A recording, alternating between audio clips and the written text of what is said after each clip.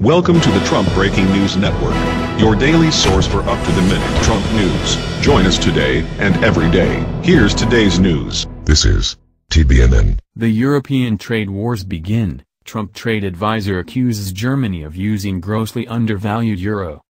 By Tyler Durden. The Trump administration just fired the first shot in the U.S.-European currency, and thus trade wars when Trump's top trade advisor Peter Navarro accused Germany of using a grossly undervalued euro to exploit the U.S. and its EU partners, the FT reported, noting the comments are likely to trigger alarm in Europe's largest economy. News of the statement sent the EURUSD surging and the dollar tumbling to fresh two-month lows. Navarro, the head of Mr. Trump's new National Trade Council, told the Financial Times the euro was like an implicit Deutsche Mark whose low valuation gave Germany an advantage over its main partners.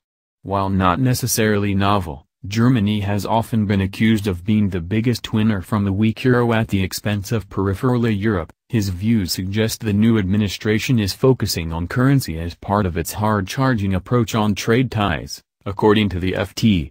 Furthermore, virtually assuring a deterioration in U.S.-German relation, and in a departure from past U.S. policy, Navarro also called Germany one of the main hurdles to a U.S. trade deal with the EU and declared talks with the bloc over a transatlantic trade and investment partnership dead.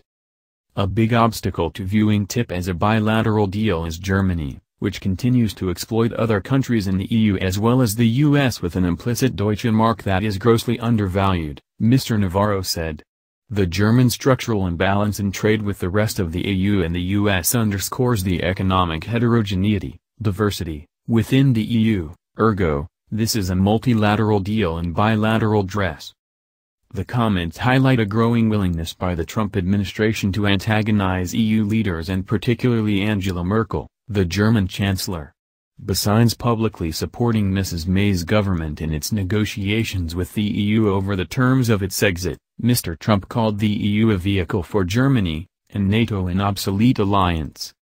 Mr. Navarro's intervention follows a visit to Washington last week by Theresa May, the British Prime Minister, in which she and Mr. Trump discussed ways to launch negotiations for a US-UK trade deal.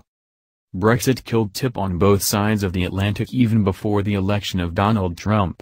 I personally view TIP as a multilateral deal with many countries under one roof, Mr. Navarro wrote in emailed responses to FT questions.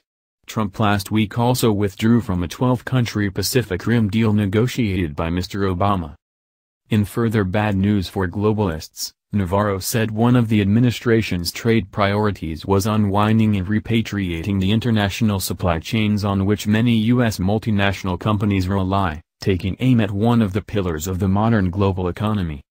It does the American economy no long-term good to only keep the big box factories where we are now assembling American products that are composed primarily of foreign components, he said. We need to manufacture those components in a robust domestic supply chain that will spur job and wage growth. As the FT also notes, Navarro effectively endorsed an import tax plan pushed by Republican leaders in the House of Representatives that has split the U.S. business community. The proposal would eliminate companies' ability to deduct import costs from their taxable revenues while making any export revenues tax-free. It drew attention last week when the White House pointed to it as one way in which it could pay for a wall on the Mexican border.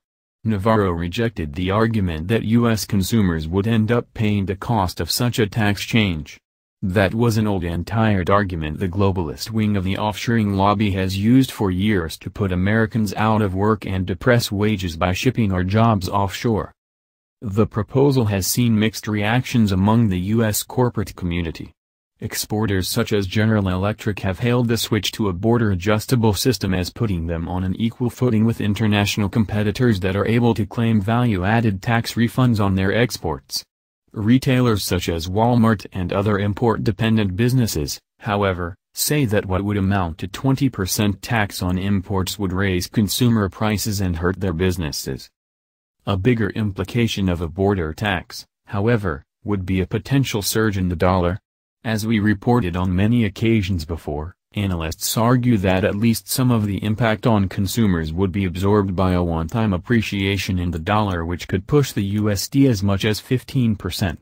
That in turn could also impact on U.S. export competitiveness and lead to a widening of the U.S. trade deficit with the world, which the Trump administration has vowed to reduce. Navarro, however, said he was not concerned about the possibility of a stronger dollar and its impact on U.S. exports. "I worry about the actual impact America's trade deficit in goods is having on our rates of economic growth and income growth." It was not immediately clear how Navarro's easy stance on a stronger dollar due to BAT would reconcile with his accusations that the euro is being held artificially weak, which implies that if anything the Trump administration should be seeking policies that weaken the dollar. So far it has failed to reconcile this fundamental FX trade quandary. That's the news. Join us here every day. Be sure to subscribe and click the bell. See you next time. This is TBNN.